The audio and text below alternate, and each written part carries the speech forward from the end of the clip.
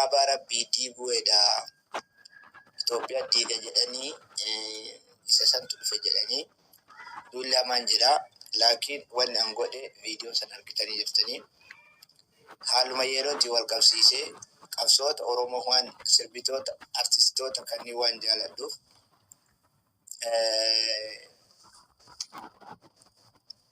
sirba keekiyyaa badhaadhaa jedhu irratti hidhee viidiyoo bakka biraatitti guyyaa duraa waraabee irratti galchee takka iyyisiisu jedhee iyyanimaaf godhe iyyansa kana bira taraniitiin lubbutti na dhufanitti iyyaanne abisa taankiyu kanaafuu yoo kan lubbuun kiyyallee deemtee waan amma jaritti na kassafte tuni waan hammaataadha. Biyya kanatti ulfaataadha. Aarsallee ta'u waan ufun beekanii takdiira rabbiiti.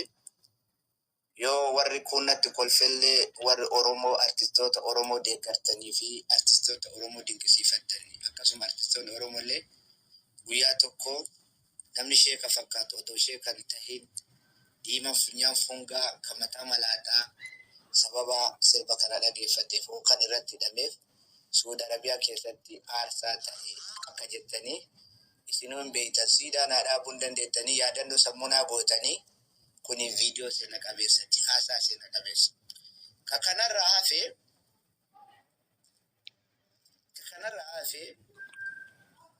maaltu kana ga'ee wadhabbiin ciccimaan kun maaltu kana ga'ee oo jedhame warroota haal duree natti qabsa'an Abu Ibn Hasan, Abu Hanifa Abbas Maalii ka jedhu kun namoonni haal dureen qabsoo gaggeessaa jiran maqaa amantii godhatanii waldhabbii addaa qabu. Reefi tana mana namaa keessatti wallahi billahi waldhabbii tokko hin qabnu dhuunfaa jedha.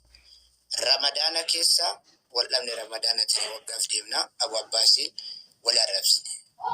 Abu Hanifa Abu Hasanii kana Abu Hanifa Abbaasii kana Ramadaana irraa walitti jirraa bakka geenu malatti wal qee'inaa jedhan.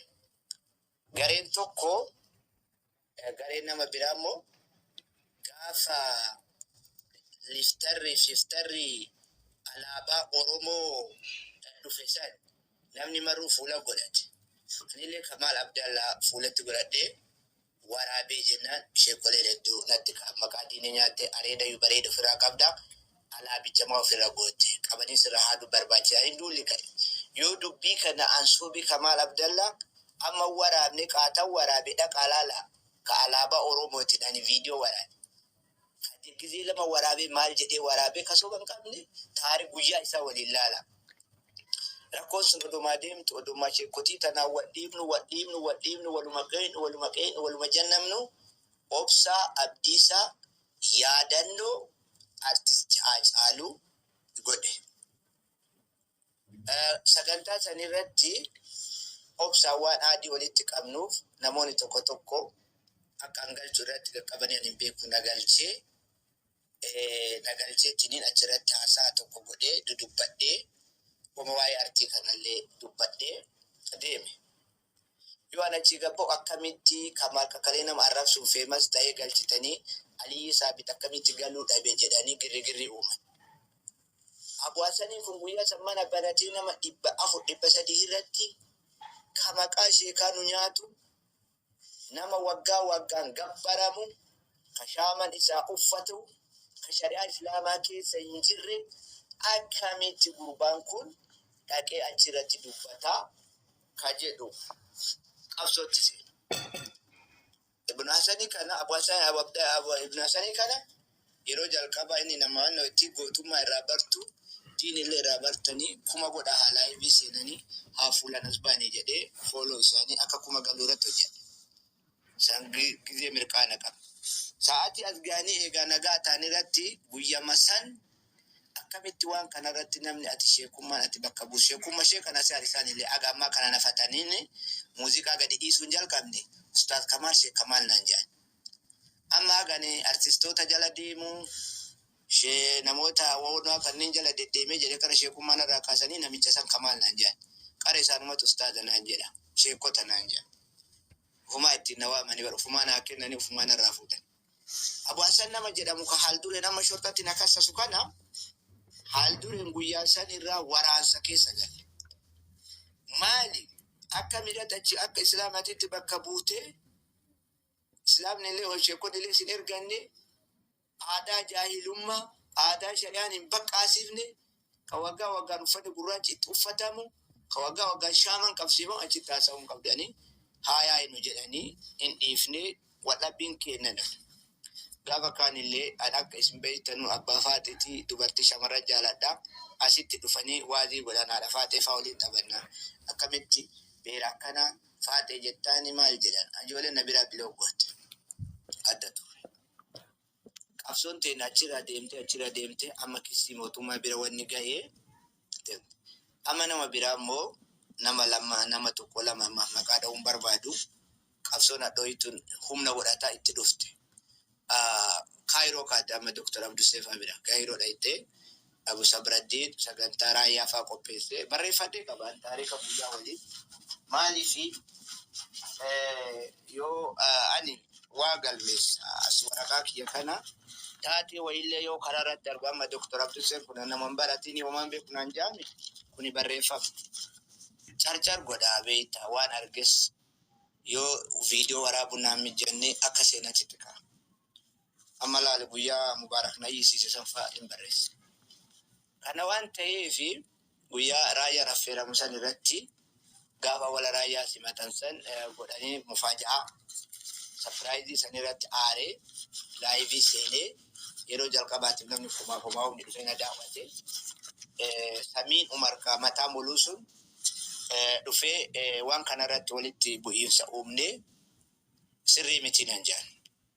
Inni mana banatee narraa dubbataa ture wanni kana kun gara kaasuuf waraanni yoo mara himne ni sin boojisa wanni keessa tan akka kijibne barreeffama isinii dubbisa gadhiisa taatee taatu tan akkuma gaafa Hacaaluu yaadannoo sanirraa kaaneen achi gaafsan girigiriin hin kaate yoo ka yaadatan taate Saliim gurbaa mataa malaataa sun dhufee lolee mana banatee Abu Mu'aadhi ka akkana jaaladhu kan maalii jaaladhu akkami gaddalte. Eegammoo sanitti dhiifne jaalfadiiloo mana banatanii haroonfaa dubbii tanan ilaalla. Sheekamuu kiyyaa nutti kenna. Miidhamutu mala. Namni viidiyoo itti sirra dalagee viidiyoo kee waan garaagaraatti irratti gadhiisee jedhanii isin warra ustaazota warroonni inni illee namatu ustaaza naan jedhaafi qaba. Naan jedhan isinirraan bareedu jaarsummaa kennadha jedhan. Haroonfaanii jira mana jaalfadiilootitti. Nasri aanoo illee achitti dhaqee waan dubbate jira. Sale jecha sallee isa barreesse jira. Tana tarree dubbannaa manatti kaatee gisee gariib. Kanatti naftu akka kufanitti nafan. Oromootti isintu na duuba jira. Qixxeen na jibbu rubu'a nusni yoo na jaalate Oromoon ga'a. Nusni keessa yoo na deeggartan naaf gaadha. Miliyoonni kudhan deeggaruu miliyoonni tokko na duuba dhaabbattan rakkoo dhuftu maraayyuu na cinaa dhaabbattan jedhe amanaan. Yoo lakki islaamni gurbaan kuniin kafaree jira akka islaamummaatitti na gargaaruun na bira dhaabbatu yoo hafe akka ilma Oromootitti na bira dhaabbatan abdii qaba kan. Yoo akka islaamummaatitti illee na jibbanni amantii keenya lash goote lafaan harkiftee ati sheekallee miti hin fakkeeffatte yoo naan jedhan ilma Oromoo tokko naan jedhee gaaf tokko laa yarham naan jedha jechuudha. Rakkoon sheekota waliin kaate gaafsani amma maarree ani haroofa awwaan jedheen gastii seenee mana jaalfadiilootitti Mr. Haroon abbaa giftaraa sanii beekaa ka maqaa isaa iskuu jedhaniin illee miti gurba maama Ameerikaa taa'ee asliifaatti leecha darbu sani. Dubbatuu fi yoo mara haasaa jedhe beektani miira keessa gala. I'm sorry.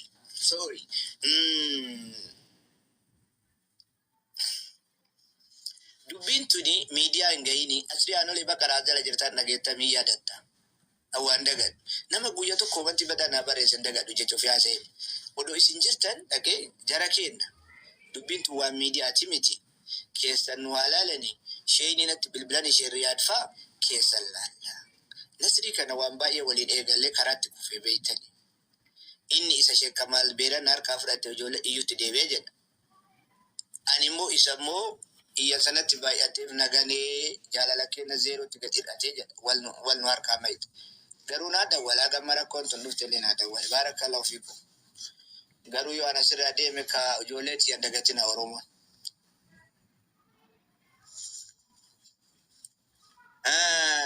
Taate anamma iskuufa'aan mana jaalfadhiidhotitti istooppii godhaa keessan laallaa jedheen. Hayyee nu waan ustaazota ziizoo hin jirtaa mi baqaraa? Waan ustaazota keessa hin jirru haalaan lamtu keessa naa xumuramtu jedhan hayyee jennee dhiifne. Achi lafa rukutanii guyyaa tokko akka waan dudubbatanii godhanii shari'aati malee lalan jedhanii keessumaa waliin haasofne amboruman walitti nu fidanii ummata girigirri uumu kana. Ummata kallattii walitti buune odoo hin ta'in deeggartoonni Faatee binti Islaam binti Jinniin tunniin arrabanarraa kaasan ganna garagalchanii raayyaa akkas godhe abumaala akkas godhe abumaala akkas godhe.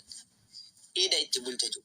Rakkoon ta'e gaafa mana obsaati irra takka jettee eegalte sanduuqa uummata xixiqqootu jira. Uma gaafa fiiftara abaa'oo sanii waraabee deema laala tokkokkii. Xixiqqoodha suni mongeetu. Raakii rakkoon cimtuun tamanni irraa banatame dhukkina irraa kaase namoonni gurguddoon tanni. Gaafa mana obsaatitti ani waa'ee Hacaaluu irratti abaasaniin kun dhukkina irraa kaase diinummaan keenya achiin cufe. Namoonni kun immoo gaafa sagantichi Kaayiroo irraa kaate waan ibiddi 10 jedhuuf kan akkamitti ka dura dhaabbatee raayyaa dhufe jibbeeyyuu jedhanii dhukkee kun irraa kaate. Eegaanis miira keessa deemee wal qeequu wal maalii jechuun ni baay'ata.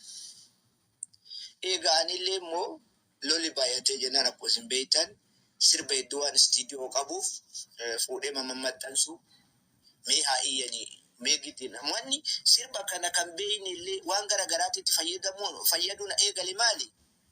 Jarri kun akka malee zuhrii salaanee deebine laayif irrattis argina. Asiri salaanee Abu Yaasin Jimmaatti jedhe kana. Adda baafnee dubbanna. Abu Yaasin Jimmaa nama jedhamu kaareen isaa Sudeesii fakkaatu ka amma haqa. Yoo areeduma isaa salaalanii tumaanii Sudeesii fakkaata.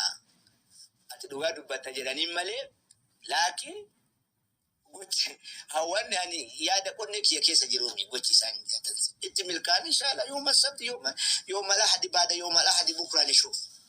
Kuni sodaa miti. Laakiin taatiin teenya ka'umsi keenya kana ture yoo muuziqaa fayyadanii wani nama ga'ee hin jiru. Yoo dhiichifne wani nama ga'ee hin jiru. Yoo geemii taphanii wani nama ga'ee hin jiru. Yoo bochifne wani nama ga'ee hin jiru.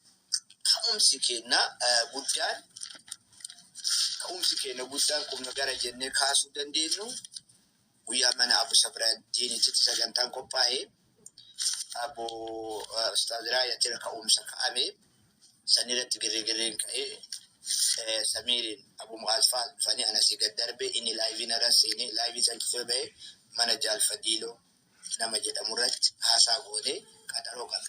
Namni nama moosaa eenyuun hin jenne silaa namni duuban jiru darasaa darree kana gaafa feeneen arrabsinaa gaafa feene kootu tabtab nu godhi jennaani jechuutti na tuffatanii na biraa deemanii jechuudha. Humna garaagarsiisanii. Kanaafuu rakkoon teennaa achi jirti. Ka'umsi keenya uummata waa jalatti balleessa.